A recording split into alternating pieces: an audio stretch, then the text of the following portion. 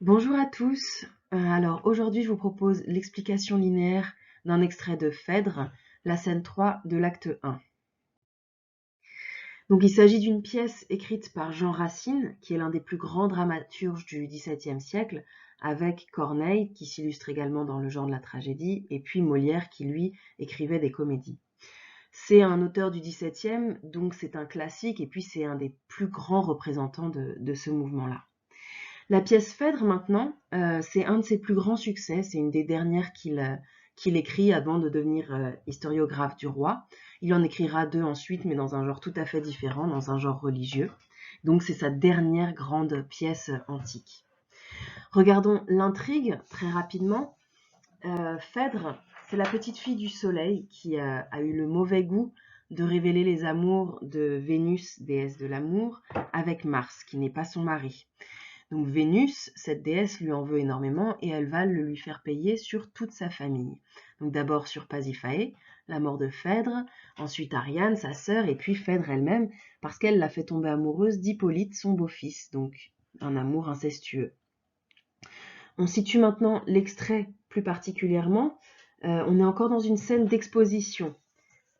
Alors, une scène d'exposition, c'est normalement la première scène d'une pièce de théâtre, mais ça peut se dire encore des scènes qui suivent, hein, toutes ces premières scènes, voire parfois même on parle d'actes d'exposition pour tout le premier acte.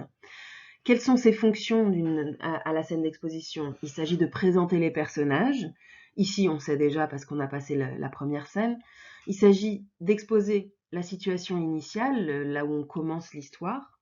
Et enfin, il s'agit d'intéresser le spectateur, de capter son attention. Dans n'importe quel commentaire, hein, que ce soit composé ou linéaire, si vous tombez sur une scène d'exposition, utilisez-le, cette idée, pour problématiser votre commentaire parce que c'est toujours très important. C'est toujours un des buts d'exposer la situation quand on est au début d'une pièce. Donc, on est dans cette scène d'exposition et Racine va utiliser la nourrice de Phèdre, Énone, pour nous révéler ce que Phèdre pense. Évidemment, il nous faut quelqu'un de confiance, hein, donc c'est sa confidente. Ça lui permet de nous présenter non seulement ce contexte mythologique dont on vient de parler, mais aussi le nœud de l'intrigue, le problème principal qui va faire qu'il y a une histoire. À ce stade, normalement, de votre oral, il faut que vous lisiez le texte, ce que je ne vais pas faire parce que moi, je vais le lire au fur et à mesure pour qu'on l'ait bien en tête. Donc, entraînez-vous bien à la lecture, hein, relisez bien pour respecter l'alexandrin à chaque fois. Toujours dans l'introduction, on va bien souligner les enjeux de cette scène. Donc, on l'a dit, c'est une scène d'exposition, il faut qu'on comprenne la situation. Mais surtout, c'est une scène d'aveu. Alors, c'est un topos, hein, c'est une scène habituelle, mais elle a une particularité ici. Dans l'aveu, il va falloir dire l'indicible. Ce qui nous amène donc à notre problématique. Comment Racine expose-t-il le nœud de l'intrigue tragique par l'aveu d'un crime indicible? On va découper le texte en quatre parties. La première qui va du vers 1 au vers 4, qui est la décision d'avouer. La deuxième qui va du vers 5 au vers 16, les lamentations de Phèdre. On va se demander si c'est une stratégie dilatoire ou si c'est le début de l'aveu déjà. Troisième partie du vers 17 au vers 20, les questions des nonnes. Et enfin, du vers 20 à la fin, on parlera de l'aveu à proprement parler. On commence donc avec la première partie du vers 1 à 4 et donc cette décision d'avouer. Moi, je vous lis la première partie pour qu'on l'ait en tête. Vous ne la lirez pas, évidemment, le jour de l'oral, vous aurez déjà lu votre partie du texte. Madame, au nom des pleurs que pour vous j'ai versés, par vos faibles genoux que je tiens embrassés, délivrez mon esprit de ce funeste doute. Tu le veux, lève-toi. Parlez, je vous écoute. Donc, au vers 1, Énone, puisqu'elle parle des pleurs qu'elle a versés pour elle, rappelle son attachement à Phèdre et donc ça justifie qu'elle demande cet aveu, elle mérite cet aveu. Donc on rappelle que Racine utilise Énone, sa nourrice, celle qui l'a vu, la nourrice de Phèdre, qui l'a vu grandir, qui l'a élevée, il l'utilise comme confidente, puisque comme on est dans le théâtre, on n'a pas de narrateur extérieur et on n'a pas non plus accès aux pensées des personnages. Donc il nous faut un moyen de révéler ces pensées-là. Et donc ça peut se faire par le monologue, comme on l'a vu d'ailleurs dans La Garce, mais là ça se fait par le dialogue avec une confidente. C'est un procédé très très habituel. Ici ça va nous permettre donc de connaître les pensées intimes de Phèdre. Au vers 2, on a ce qu'on appelle une didascalie interne. Donc ça, c'est une réplique d'un personnage qui donne une indication de mise en scène, qui nous dit quelle est la position sur la scène, quels sont les gestes. Et cette didascalie, par vos faibles genoux que je tiens à embrasser, cette didascalie interne, nous révèle donc la posture d'Énone, qui est la posture traditionnelle de la supplication, par terre en train de tenir les genoux de la personne que l'on supplie. Au vers 4, on a un alexandrin qui est partagé en 2 hémistiches, ce qui donne une forte impression de solennité. D'accord? C'est un moment très solennel. On s'arrête pour cet aveu. À partir de là, à partir de ce vers 4 inclus, les répliques deviennent très courtes, ce qui est assez... chez Racine, très souvent, on a de longues tirades. Donc là, on arrive dans un moment où les répliques se font courtes. Phèdre, pourquoi elles sont courtes? Parce que Phèdre tente de parler, elle tente de révéler son secret, mais elle ne va pas y arriver. Donc elle échoue à chaque fois, ça donne des répliques courtes. Et de son côté, Énone va la pousser, l'encourager, mais elle-même, elle attend ce que Phèdre va dire. On passe maintenant donc à la deuxième partie, du vers 5 au vers 16. On va parler donc des lamentations de Phèdre. Et on va se demander si c'est une stratégie dilatoire, une façon de repousser l'aveu, une façon de gagner du temps, ou déjà le début de l'aveu. Je lis le passage. Ciel, que lui vais-je dire? Et par où commencer? Par de vaines frayeurs, cessez de m'offenser. Ô haine de Vénus, ô fatale colère, dans quels égarements l'amour jeta ma mère. Oublions-les, madame, et qu'à tout l'avenir, un silence éternel cache ce souvenir. Ariane, ma sœur, de quel amour blessé vous mourûtes au bord où vous fûtes laissée? Que faites-vous, madame, et quel mortel ennui contre tout votre sang vous anime aujourd'hui? Puisque Vénus le veut, de ce sang déplorable, je péris la dernière et la plus misérable. Le vers 5, tout d'abord, est un vers introspectif. Phèdre se retourne vers elle-même. C'est pas un aparté puisque Énone l'entend, mais c'est vraiment pas à Énone qu'elle parle, c'est à elle-même. Et ça révèle donc cette difficulté d'avouer par où commencer, quel mot employer, comment je vais pouvoir dire cette chose qui est complètement indicible. On note dès ce vers une ponctuation très forte. D'abord un point d'exclamation, ensuite 2 points d'interrogation, et on note également l'invocation du ciel. Elle commence sa réplique par ciel. Tout ça, ça traduit une émotion très violente, d'accord? Ce pathos qu'on va forcément trouver dans la tragédie.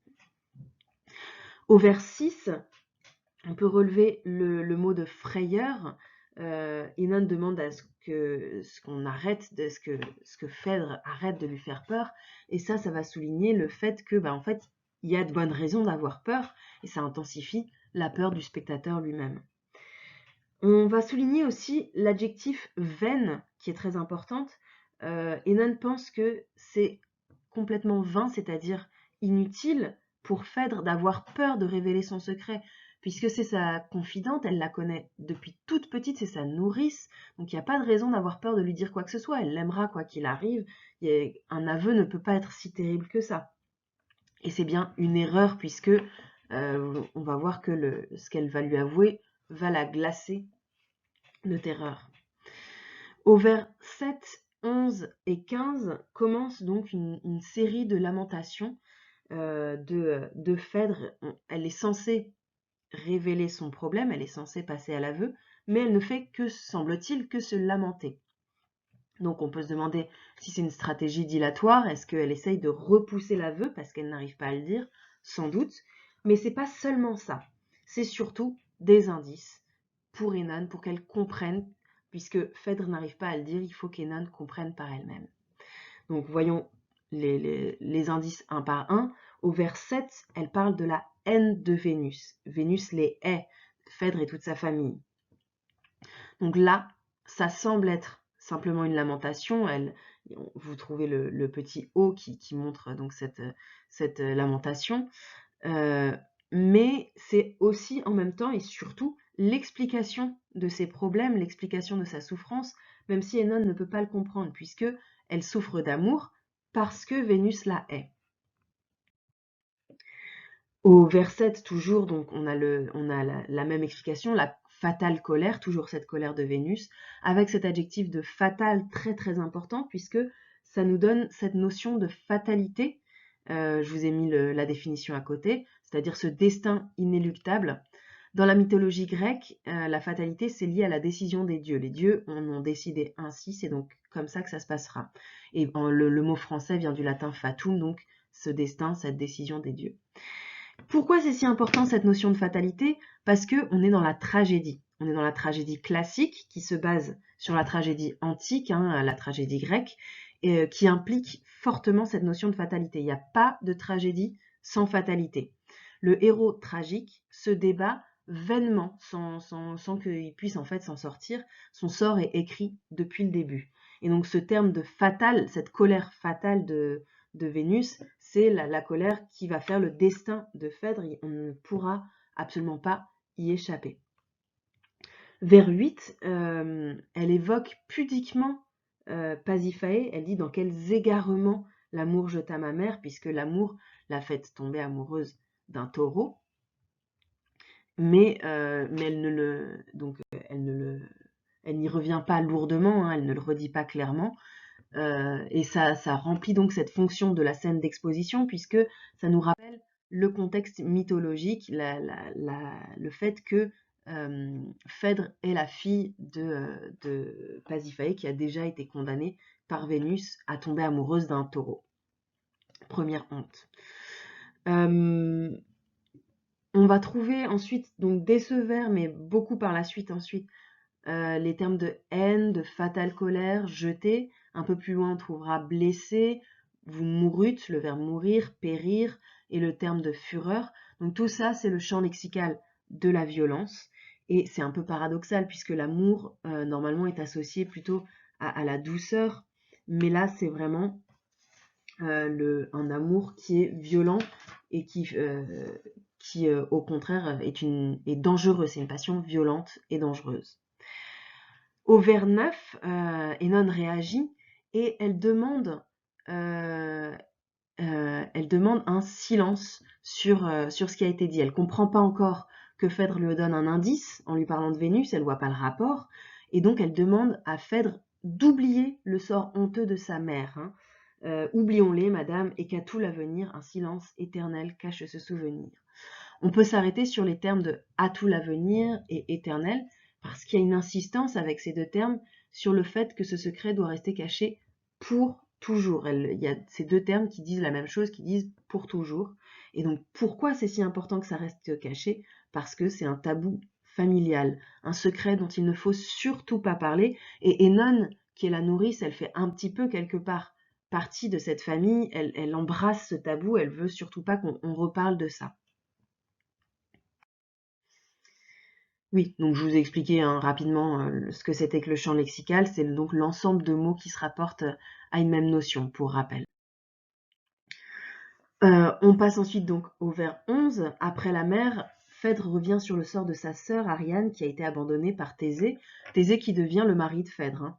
Et donc elle a été abandonnée par Thésée alors même qu'elle l'avait sauvée. Elle l'a sortie du labyrinthe où était justement gardé le Minotaure, le fruit de l'amour entre Pasiphae et le taureau. Enfin, donc un homme qui était mi-homme, mi-taureau. Au vers 15, on a des interrogations d'Enon, ce sont des questions, semble-t-il, mais en fait, c'est plutôt des reproches. Donc, vous vous rappelez de notre leçon sur l'interrogation, on a vu que c'est pas forcément pour obtenir des informations, ces interrogations, c'est pas forcément des vraies questions, ça peut avoir d'autres buts, et ici, le but, c'est vraiment plutôt d'adresser un reproche. On va s'arrêter 2 secondes sur ce terme d'ennui, qui a beaucoup perdu de sa puissance, beaucoup perdu de sa force. Aujourd'hui, un ennui, c'est pas du tout ce que ça voulait dire au XVIIe siècle, puisque ça voulait dire un chagrin violent, un désespoir. Donc on voit que Enon a bien compris l'état grave dans lequel se trouve sa maîtresse, dans lequel se trouve Phèdre, et elle reprend ainsi le champ lexical de la violence que Phèdre développait. Au vers 14, on a une métonymie avec le terme de sang. Ça représente la famille. Je vous rappelle qu'une métonymie, c'est une figure de style qui consiste à désigner un objet par un autre terme que celui qui convient, parce que c'est une sorte de glissement de sens. On peut dire quelle plume pour dire quel écrivain. La partie pour le tout, ici, c'est le sang, donc, qui est censé couler dans tous les veines d'une même famille. Donc, métonymie qui montre que Œnone met le doigt sur ce que Phèdre essaie de suggérer sans le comprendre encore. Phèdre est en train de dire « je meurs par le même problème que ma mère et ma sœur », même si elle ne le dit pas comme ça. Donc, Œnone commence à comprendre la suggestion, mais c'est pas encore clair. Elle n'a pas encore tout à fait compris, elle n'a pas encore fait sens de toute cette suggestion.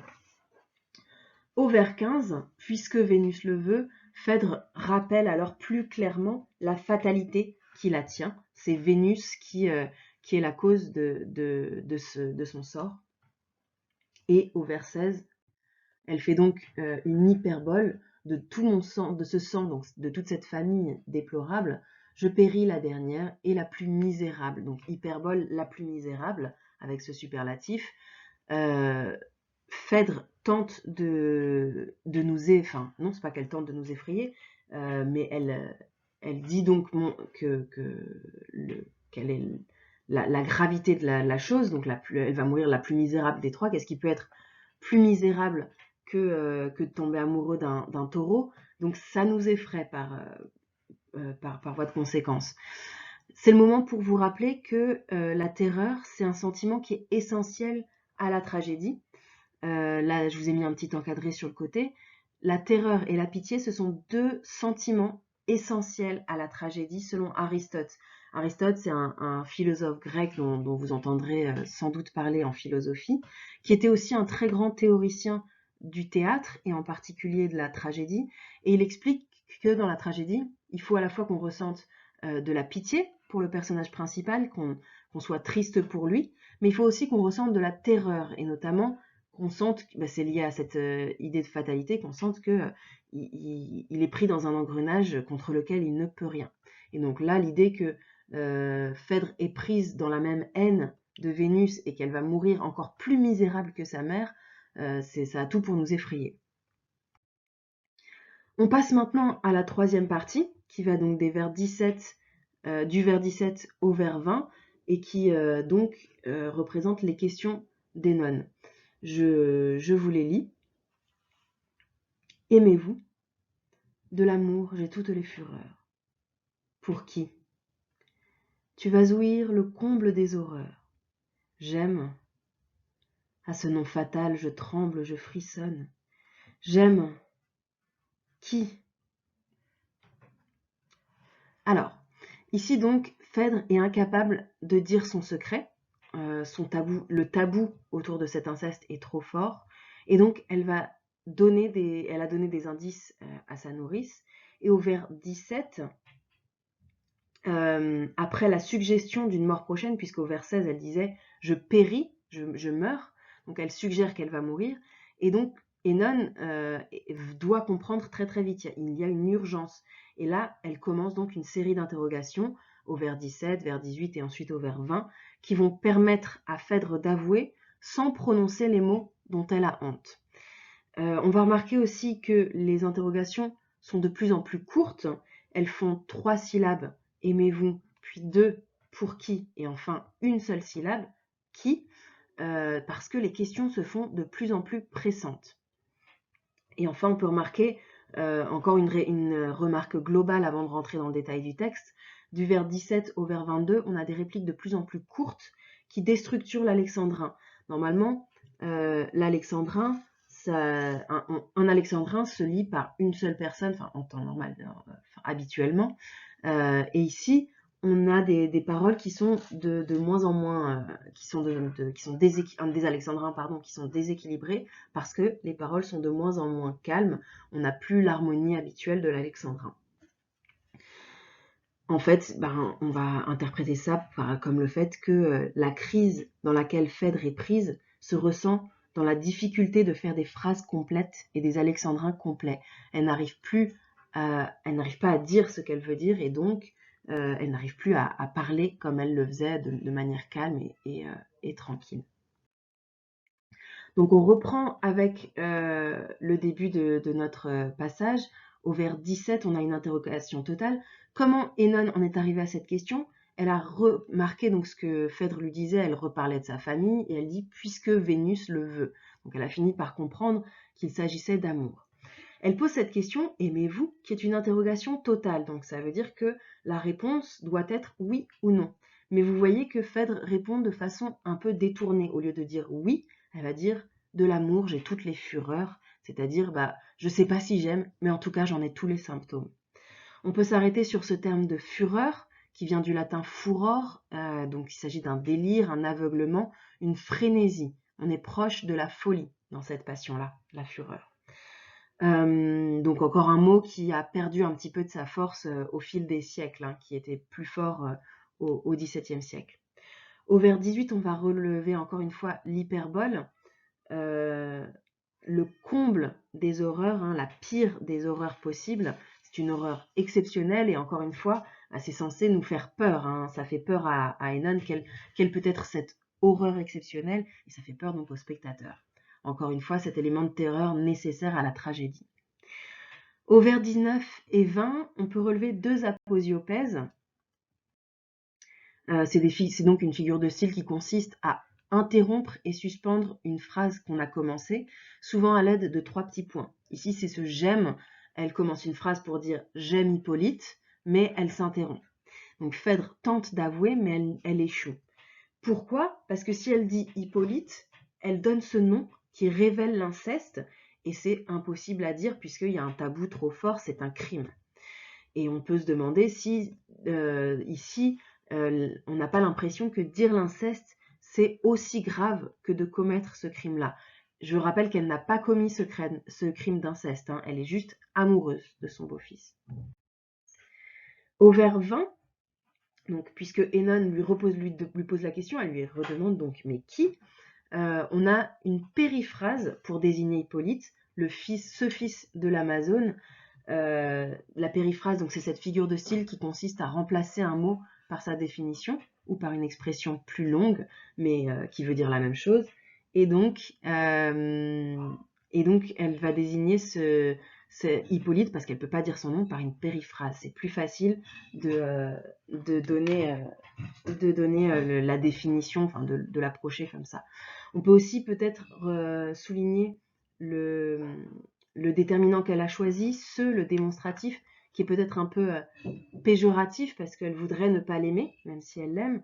Et puis on peut aussi souligner qu'elle le désigne comme le fils de l'Amazone, puisqu'il a été enfanté par Thésée et par une Amazone. Est-ce que c'est pas aussi une façon de rappeler, c'est pas mon fils, c'est le fils de l'Amazone. Donc il y a inceste, mais pas un inceste dans le sang, dans la même famille, dans le même sang partagé. Au vers 21, elle souligne donc le fait qu'elle l'a opprimé elle-même et elle souligne donc ce paradoxe. Elle l'aimait et pourtant elle l'a opprimé. Et donc, on comprend en fait que c'était une façon de cacher son amour de l'opprimé. Au vers 22, Hippolyte donc a dû encore deviner, mais elle a bien compris, et elle dit ce nom que sa maîtresse ne pouvait pas dire, Hippolyte, et tout de suite, elle invoque les dieux, grands dieux, donc ça souligne la gravité de cet aveu-là. Et donc, Phèdre le souligne donc dans le même alexandrin, le vers 22, c'est toi qui l'as nommé. Phèdre refusait de dire ce nom, encore une fois, parce que rompre ce tabou, ça lui semblait presque aussi grave que de commettre le crime lui-même. Au vers 23, on arrive donc à l'aveu, avec donc l'invocation. On était dans l'aveu, j'ai dû oublier de vous signaler le changement de partie. Donc on est passé à l'aveu, puisque c'était du vers 20 au vers 23. Donc ne faites pas comme moi le jour de l'oral, pensez bien à souligner votre changement de partie.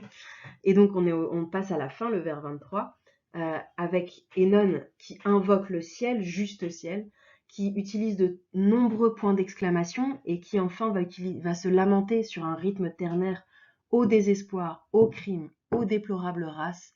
Je vous rappelle que voilà, le rythme ternaire, c'est toujours le rythme qui donne de l'importance aux choses en français, qui souligne en tout cas la gravité des choses.